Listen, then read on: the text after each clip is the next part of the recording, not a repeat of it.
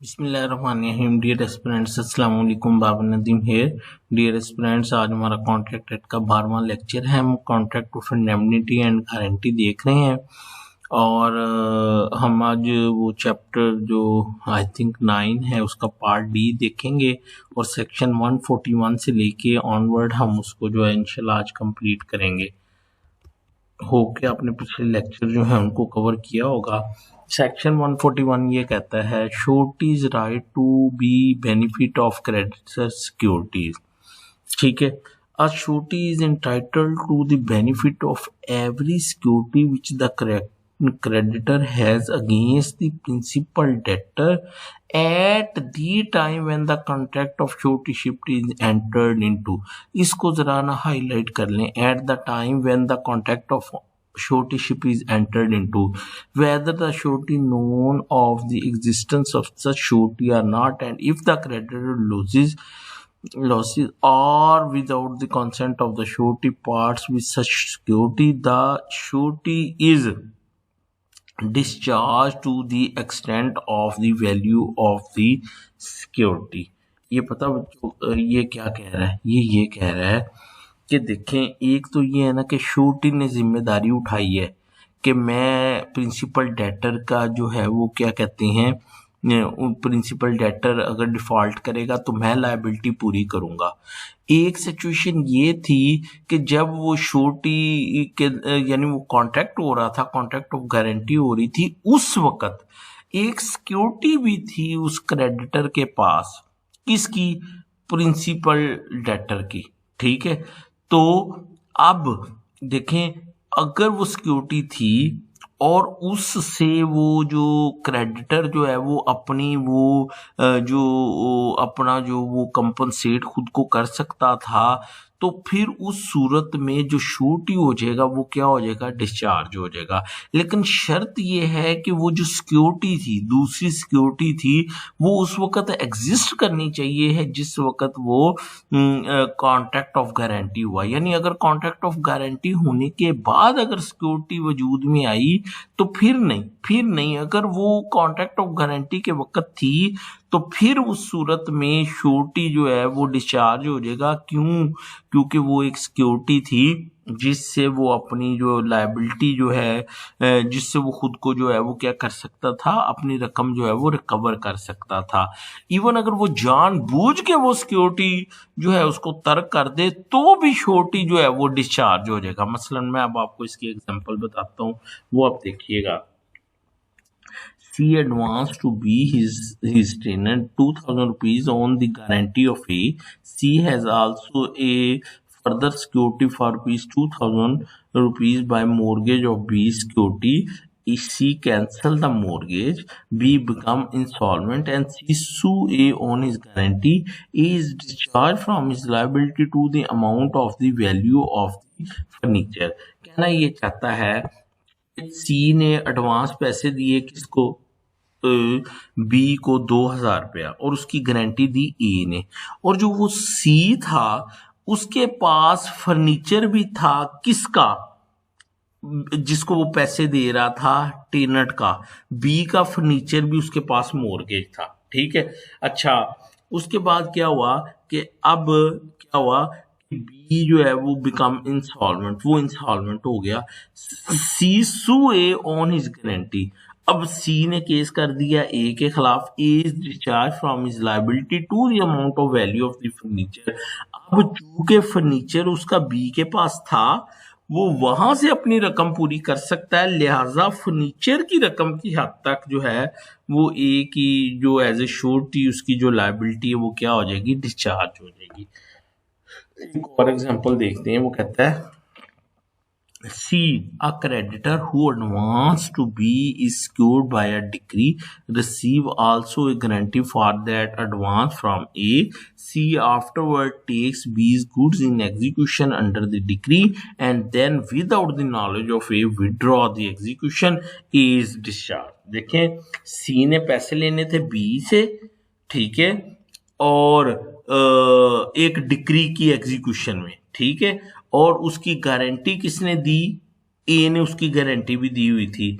अब बाद में क्या हुआ कि बी की जो गुड्स थी वो उस एग्जीक्यूशन में क्या हो गई, यानी काबू आ गई। यानी अब डिक्री जो थी वो क्या हो सकती थी, सेटिस्फाइड हो सकती थी और क्रेडिटर सी को पैसे मिल सकते थे और ए की लायबिलिटी डिस्चार्ज हो सकती थी। लेकिन वो जो था सी, उसने जानबूझ के क्या किया, उसने वो अपनी एग्जीक्यूशन वापस ले ली। इज डिस्चार्ज, ए डिस्चार्ज हो जाएगा। क्यों भला? क्योंकि सी के पास मौका था कि वो क्या करता कि वो एग्जीक्यूशन में जो गुड्स थी, यानी एग्जीक्यूशन के थ्रू अपनी रिकवरी कर लेता। ठीक है, लेकिन उसने जानबूझ के वो रिकवरी नहीं की, उसने वो एग्जीक्यूशन वापस ले ली। क्यों? ए को फंसाने के लिए कि ए ने गारंटी दी हुई है, तो फिर ए जो है वो क्या हो जाएगा, डिस्चार्ज हो जाएगा। होप कि आपको समझ आ गई। अब एक और एग्जांपल है, A as a surety for B make bond jointly with B to C to secure a loan from C to B, afterward C obtained from B a further security for the same debt, subsequent C gives up the further security, A is not discharged। देखें, ये वो बात है जब मैंने कहा था कि ड्यूरिंग जब कॉन्ट्रैक्ट ऑफ गारंटी था उस वक्त जो था वो बी ने कोई फर्दर सिक्योरिटी नहीं दी थी सी को। ठीक है, लेकिन जब कॉन्ट्रैक्ट ऑफ गारंटी हो गया उसके बाद उसने फर्दर सिक्योरिटी दी और सी ने वो बाद में वो सिक्योरिटी उसको गिव अप कर दिया, तो ए की लायबिलिटी डिस्चार्ज नहीं हुई। हाँ, अगर ये सिक्योरिटी कॉन्ट्रैक्ट ऑफ गारंटी जब हो रहा था उस वक्त अगर होती और फिर वो जो क्रेडिटर था वो उसको गिव अप करता, तो फिर उसकी लायबिलिटी डिस्चार्ज हो जानी थी श्योरिटी की। यानी कॉन्ट्रैक्ट के दौरान, कॉन्ट्रैक्ट ऑफ गारंटी के दरमियान अगर कोई सिक्योरिटी है तो फिर अगर वो उसको गिव अप करता है क्रेडिटर, तो फिर श्योरिटी डिस्चार्ज हो जाएगा। लेकिन अगर वो कॉन्ट्रैक्ट होने के बाद कोई सिक्योरिटी आई और उसने उसको गिव अप कर दिया, तो फिर श्योरिटी की लायबिलिटी डिस्चार्ज नहीं हुई। अब है guarantee obtained by misrepresentation invalid। Any guarantee which has been obtained by means of misrepresentation made by the creditor or with his knowledge and consent concerning a material part of transaction is invalid। देखा, ये अब एक है कि अगर through misrepresentation guarantee ले ली गई है तो उस सूरत में क्या होगा कि वो जो गारंटी होगी वो क्या होगी, वो इनवैलिड होगी। और आप जरा गौर करें, ये एक प्रोपोजिशन भी आई थी, हमने पास क्वेश्चन के तौर पे उसको हल भी किया था, जिसमें वो अपनी माँ के पास चला जाता है, वालदा 90 साल की बूढ़ी औरत है, उसके पास जाता है और जाके उससे साइन करवा लेता है। उसको पता ही नहीं है कि मैं किसके ऊपर साइन कर रही हूँ। याद आया आपको? नहीं तो यूट्यूब के ऊपर हमारे पास पेपर पढ़े, वहां पे देखें, हमने इसका रेफरेंस दे के वो क्वेश्चन डिसाइड किया था। ठीक है, तो इसीलिए मैं कहता हूँ कि थारो स्टडी जरूरी है कि प्रोपोजिशन कहीं से भी पूछी जा सकती है। Guarantee obtained by a concealment invalid। A guarantee which the creditor has obtained by means of keeping silence as to material circumstances is invalid।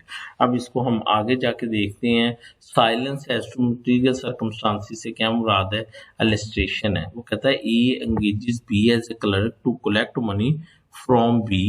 B failed to account for some of his receipts and is subsequently called upon him to furnish security. He is duly accounting C and C give his guarantee for B is duly accounting. A does not acquaint with C's previous conduct। B after make default, the guarantee is invalid। देखो मेरी बात सुनो, बड़ी मजेदार उसने example दी है। B clerk था A का, बी ने हैंकी फैंकी की। ए ने कहा कि भाई अब तुम मुझे ना अपनी श्योरिटी दो कि तुम आइंदा से हैंकी फैंकी नहीं करोगे। उसने क्या किया कि सी की गारंटी दिला दी। क्लर्क जो था उसने क्या किया, बी ने सी की तरफ से गारंटी दिला दी और वो जो ए जो था, जो क्रेडिटर था, जो मालिक था, उसने ये बात सी से छुपाई कि इसका पीछे कंडक्ट क्या था और पीछे जो इसने हैंकी फैंकी की हैं वो उससे छुपाई थी। तो बाद में बी ने फिर डिफॉल्ट किया तो होल्ड किया गया, तो वो गारंटी जो है वो इनवैलिड है। क्यों भला? क्योंकि उसने मटेरियल फैक्ट्स जो थे, मटेरियल टर्म्स जो थी, वो श्योरिटी से क्या की थी, कंसील की थी।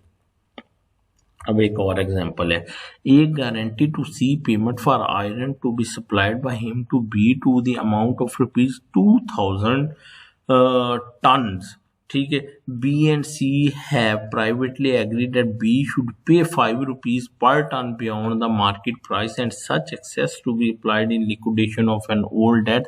This agreement is concealed from A is not liable as a surety. देखें वो यानी जो श्योरिटी था, उसने जो श्योरिटी दी थी वो उसने दी थी, समझ ले कंटिन्यूस गारंटी दी थी 2000 टन तक. ठीक है, अब बी और सी आपस में क्लूसिव हो गए. उन्होंने उसकी वो जिम्मेदारी बढ़ाने के लिए क्या किया कि वो रेट ही जो था आपस में जो था पेमेंट का जो रेट ही था वो ही बढ़ा दिया. जब वो बढ़ा तो वो ऑब्वियसली वो जो श्योरिटी है 2000 टन की जो अमाउंट बनेगी, जब उसका फी टन रेट ही ज्यादा हो गया तो श्योरिटी की लायबिलिटी भी क्या होगी, ज्यादा होगी. तो फिर उन्होंने कहा क्योंकि उन्होंने ये जो आपस में जो एग्रीमेंट था बी और सी का, ये उन्होंने कंसील किया था, लिहाजा ये श्योरिटी जो है, ये कंसीलमेंट ऑफ ये जो गारंटी है कंसील्ड की गई है, लिहाजा ये जो है वो लायबल नहीं है. ठीक है, सेक्शन 144 कहता है guarantee on contract that creditor shall not act on it until co-surety joins. Where a person gives a guarantee upon a contract that the creditor shall not act upon it until another person has joined in it as co-surety. Co-surety, the guarantee is not valid if that other person does not join. Very simple. इसमें ये है कि अगर conditional guarantee है, वो क्या है कि जी एक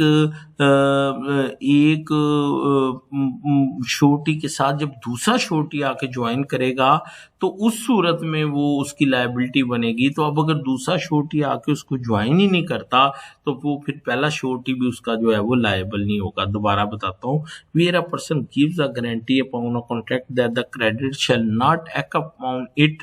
जब ये तय पा जाए कि क्रेडिटर इस गारंटी का इस्तेमाल नहीं कर सकेगा, कब तक, जब तक other person has not join it as co-surety, जब तक कि एक दूसरा बंदा उस गारंटी में को-श्योरिटी ना बन जाए. तो अब अगर वो दूसरा बंदा को-श्योरिटी नहीं बनता तो वो गारंटी फिर वैलिड रहेगी नहीं. होप कि आपको मेरी बात की समझ आ गई. अब है implied promise to indemnify surety. In every contract of guarantee, there is an implied promise by the principal debtor to indemnify the surety, and the surety is entitled to recover from the principal debtor whatever sum he has rightfully paid under the guarantee, but no sum which he has paid wrongfully. देखो बच्चों, मैंने आपको बताया था एक contract of guarantee में जो है वो 3 कॉन्ट्रैक्ट बनते हैं, 3 प्लेयर होते हैं. एक प्रिंसिपल डेटर होता है, एक क्रेडिटर होता है और एक श्योरिटी होता है. एक प्राइमरी कॉन्ट्रैक्ट होता है between principal debtor and the creditor, और एक जो है वो सेकेंडरी कॉन्ट्रैक्ट होता है जो कि होता है between the creditor and the surety, और एक होता है इम्प्लाइड कॉन्ट्रैक्ट जो कि होता है between principal debtor and the surety. और ये सेक्शन 145 उसी इम्प्लाइड कॉन्ट्रैक्ट की जो है वो बात करता है, और वो ये कहता है कि अगर एक श्योरिटी ने जो है वो उसके डिफॉल्ट, प्रिंसिपल डेटर के डिफॉल्ट की वजह से, ठीक है, कोई मुआवजा अदा किया है तो उसका राइट होगा कि वो जो उसने एक्चुअली पे किया है वो उससे रिकवर कर सके. लेकिन अगर उसने रॉन्गफुली पे किया है तो उसका वो जिम्मेदार नहीं होगा. कौन? वो जो प्रिंसिपल डेटर है वो. मसलन अब वो एक आगे एग्जांपल देता है और वो उसको एक्सप्लेन करता है. वो कहता है B is indebted to C and A is surety for the debt. C demands payment from A and on his refusal sue him for that amount. He defends the suit having reasonable ground for doing so, but is compelled to pay the amount of the debt with cost. He can recover from B the amount paid by him for cost as well as the principal debt. देखें, B ने पैसे देने थे C के, और B का जो surety था वो क्या था, वो था A.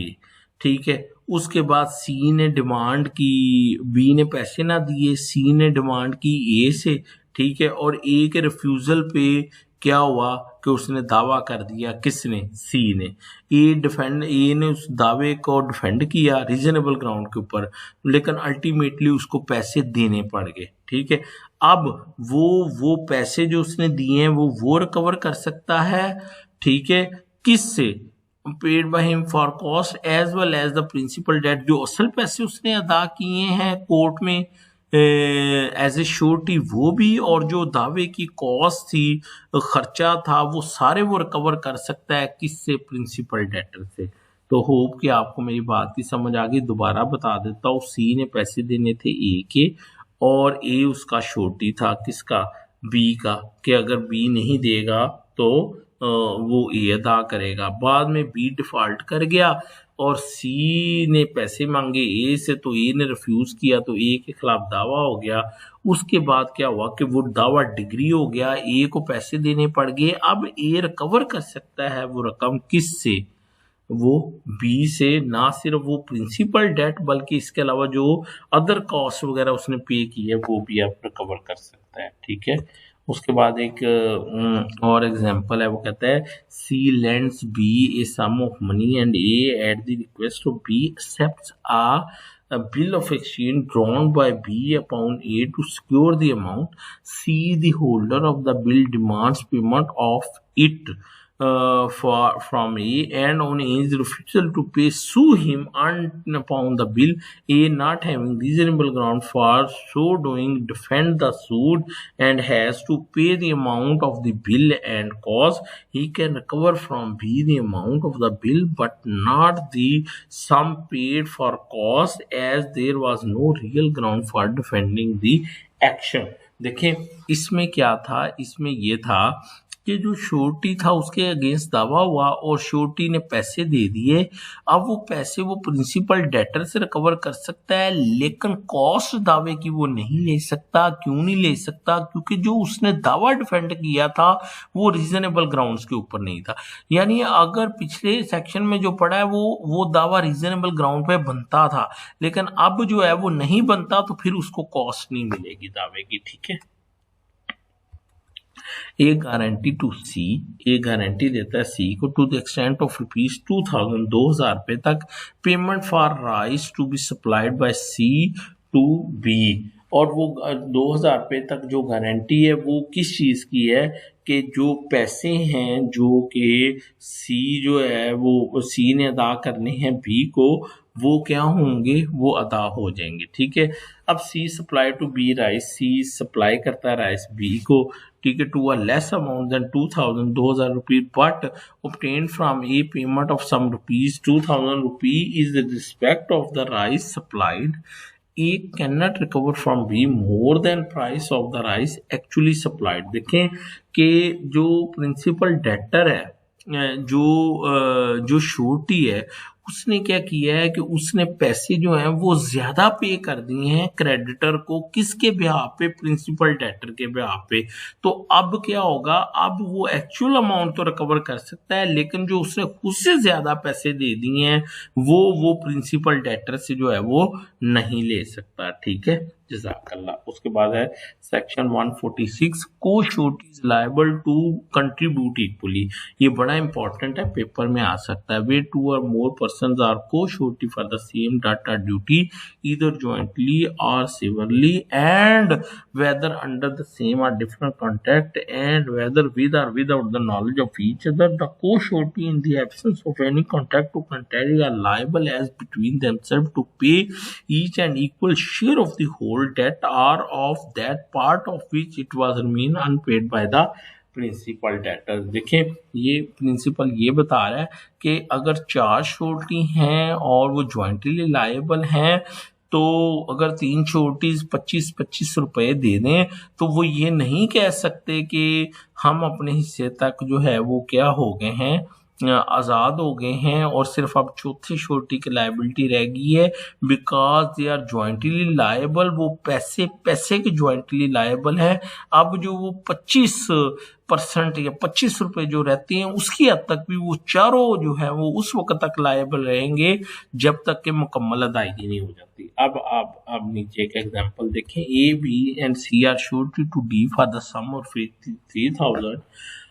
ठीक है, तो वो 3,000 रुपए के हद तक श्योरिटी थे। E makes default in payment, A B and C are liable as between them self to pay 1,000 rupees each. Individually उनमें से हर एक जो है वो 1,000 रुपीज जो है वो क्या है, पे करने का पाबंद है। लेकिन 1,000 पे होने के बाद ये नहीं होगा कि वो अपनी लाइबिलिटी से डिस्चार्ज हो जाए। मसलन अब अगली एग्जांपल देखें, A, B, and C are surety to D for sum or fee 1,000 rupees lent to E, and there is a contract between A, B, and C that A is to be responsible to the extent of 1/4, B to the extent of 1/4, and C to the extent of 1/2. E makes default in payment as between the surety. A is liable to pay rupees 250, rupees 250 and rupees 500। जज़ाकल्लाह, यानी वो ये कह रहा है जिस हद तक उन्होंने ज्वाइंट श्योरिटी दी है वो उस हद तक उनकी जो है वो लायबिलिटी जो है वो बनेगी। ठीक है, अब एक और है liability of co sureties bound in different sum. Co sureties who are bound in different sum are liable to pay equally as far as the limits of their respective obligations permits. Section 147 ये कहता है कि जहां पे को sureties ने मुख्तलिफ किस्म के अमाउंट्स की गारंटी दी हुई है, वहां पे जो लायबिलिटी है उसकी हद तक सब इक्वली लायबल होंगे। मसलन नीचे एक एग्जांपल है, देखिए वो ये कहता है A, B and C are surety for D enter into 3 several bonds each in different penalty, namely A is penalty 10,000, A 10,000 देगा, B 20,000 पे करेगा और C 40,000 पे करेगा। बाद में जो डिफॉल्ट है वो कितना है जी, वो है ₹30,000 का। ठीक है, तो वो जो डी मेक्स डिफॉल्ट, डी ने जो डिफॉल्ट जिसके लिए श्योरिटी दी गई उसने 30,000 का डिफॉल्ट किया है। तो अब वैसे तो वो उनके बहुत ज्यादा श्योरिटी बनती है, लेकिन अब उनकी लायबिलिटी इक्वल होगी to the extent of 10,000 rupees each. यानी अगर एक श्योरिटी ने ज्यादा श्योरिटी दी हुई है और एक ने कम दी हुई है तो वो फिर जो लायबिलिटी बनती है उसकी हद तक वो इक्वली जो है वो क्या होंगे, लायबल होंगे। अब एक और एग्जांपल देखते हैं, वो क्या, वो कहता है A B and C as surety for D enter into 3 several each in different penalty, namely A is penalty 10,000, B 20,000 and C 40,000। Condition for the duly accounting E, D make default to the extent of 40,000 rupees। ठीक है, A is liable to rupees 10,000 rupees and B and C are liable to rupees 15,000 each. यानी चूंकि उसकी maximum liability 10,000 थी ए की surety की, तो वो 10,000 रुपए तक, और जो रिमेनिंग होंगे वो दोनों जो है वो कितने कितने हजार रुपए तक की हद तक होंगे, 15,000 रुपए की हद तक। वो क्या आपको समझ आ गई है।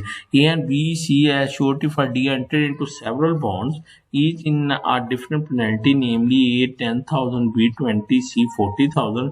Condition for the duly accounting to E, D make default to the extent of ₹70,000।